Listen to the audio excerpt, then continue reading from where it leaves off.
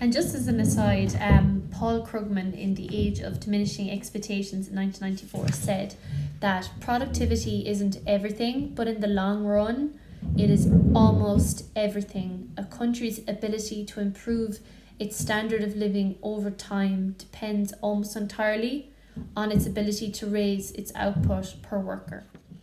Hi everybody, it's Law Hero. And one area where lawyers just have to drill down on, double down on, 10x, use all your fancy jargon is productivity. And that's why we'll stop. Make better choices, because productivity is within your control. There aren't just productive people and unproductive people. So I've said it before and I'll say it again. If you multitask, you're literally shooting yourself in the foot. And the reason is because we're one-track minded people. And yes, we can be distracted, but we can't do two things at once. It's just the way I'm not going to go into the science behind it, but it's the way our brain is programmed. It's like our motor function can only focus on one thing at once. So the general rule of thumb is if you're doing two things, you're doing neither well. And actually, interestingly, this overlaps with Stoicism.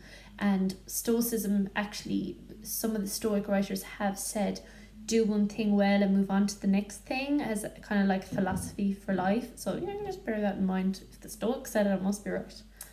I can't remember which productivity guru said it. It might have been Seth Godin. Sorry if you're listening, Seth, and you didn't say it.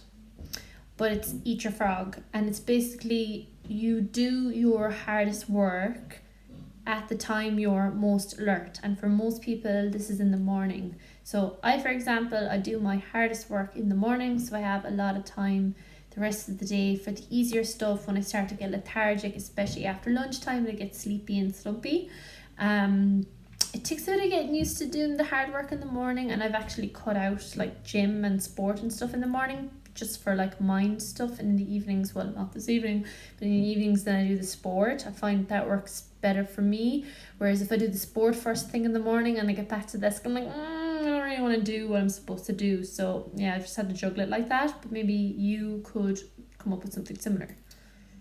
2-minute rule. If it takes 2 minutes to do it, just do it. I think I've said this before. So like, for example, if you have to file something away, or if you have to make an appointment, or you know, if any task takes under 2 minutes, do it immediately, and don't put it off. Don't write it down. Don't put it on a to-do list. So don't set big goals for yourself. Have your overarching big goals in the background, but like daily and weekly have your small goals. And I do this every Sunday, and it's the same in sport. For example, if you're running a 21k marathon, you don't focus on the 21k because that looks insurmountable to the human brain and you become overwhelmed. So the best thing to do is focus on the next k and the next k and the next k. And some people to even take it more granular and they focus on the next step, the next step, the next step. So for example, if you're studying for the FE1s, rather than going, this week I'm going to study tort, like that's really going to mess with your head. So be like, okay, on Monday I'm going to study product liability. On Tuesday I'm going to study negligence. On Wednesday I'm going to give yourself a day for each of them. And obviously, like, if you have the time, like not everyone's going to have the time, but breaking up into small goals is far more manageable. So my final tip is in the business process sector, as in people who look at processes of business, there's a concept called streamlining, and this has translated over to people's personal life. And what it essentially means is you strip away any excess or complication, and you thereby reduce expense and make a process more simplified and thereby efficient and thereby productive. And this has been commonly dubbed in our culture as minimalism. And minimalism doesn't mean you take a black bag and get rid of everything in the house and that's how you simplify your life. Actually, what it means is you minimalize the excess in your day. So for example, if you are always running late every morning, one way to streamline that process would be the night before, get your stuff out, have your lunch ready, get whatever bowls and plates ready that you need to have ready. That would be one way to streamline the process. Another thing is like integrating your commute with your workplace, or your workplace with your sports life, that kind of thing. Or if you have a spouse that you go to the same job as them, there's lots of different ways you can streamline. You get what I'm saying? It could be something as simple as having a second iPhone charger at your desk. That's what streamlining essentially is, and that is a massive productivity boost. So after I read The 4-Hour Workweek, my favorite productivity tip from Tim Ferriss was batching. So batching is something you may already naturally do. For example, if you hang out all your washing and you put it away at the same time, or if you do all your dishes together, or you do, we'll say, answer all your emails together in a batch, or so what you're doing is you're grouping like tasks together. So some people batch cook of a Sunday and then they use that food throughout the week. Nowadays, because we're being forced to become more responsive, it's getting very, very difficult to batch respond, but I think I have mastered it. And the way you do it is you turn off notifications, and then you set yourself times during the day where you'll respond. So for example, WhatsApp, I will respond to people en masse. And the same with email, I won't get distracted by the notifications, because every single time you get distracted, it takes a certain amount of time for you to regain focus, thereby becoming less productive. And again, I mean, it's this hustle culture thing, but I don't think you can get away from the fact that if you get up early, you get more done.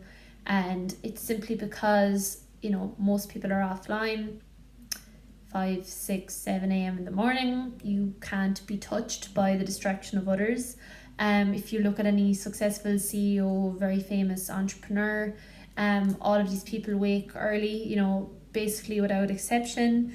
It makes sure that you're less reactive, that you have time to proactively plan your day rather than constantly answering the needs of others, or, you know, just falling into your day, which will put you in a bad mood, it'll spiral into chaos.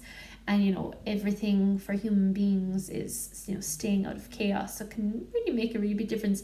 Changed my life. I've only been doing it in the last 3 years, but the results have been phenomenal. Learn how to say no. I've been a big fan of this, especially in the last 3 months. I have cancelled a few things. I have just said no up front. I actually have started to say, I'll get back to you on that after I've had to think about it. Whereas before I would have said yes, because I was so eager to please people. I didn't want to disappoint people. But actually, that's not an efficient use of your time. And also, you're not guarding your time, which is your single most precious resource. When you think about it, you'll never get it back. So that's why saying no, or saying maybe, but I'll get back to you, is a great way to guard your productivity. So Parkinson's law is that work expands to fill the time of completion. If you have a lot of time, it's going to take you a long time. I read something funny today. It was like, if I had 54 years, I'd still only do it the night before. And it's true. The longer you give yourself to do a task, the longer it'll take. So set the deadline short. It's called natural deadlines. I spoke about it in my other video, and that will ensure that everything gets done. So there's some of my secrets of productivity. They really work for me. I would consider myself quite productive.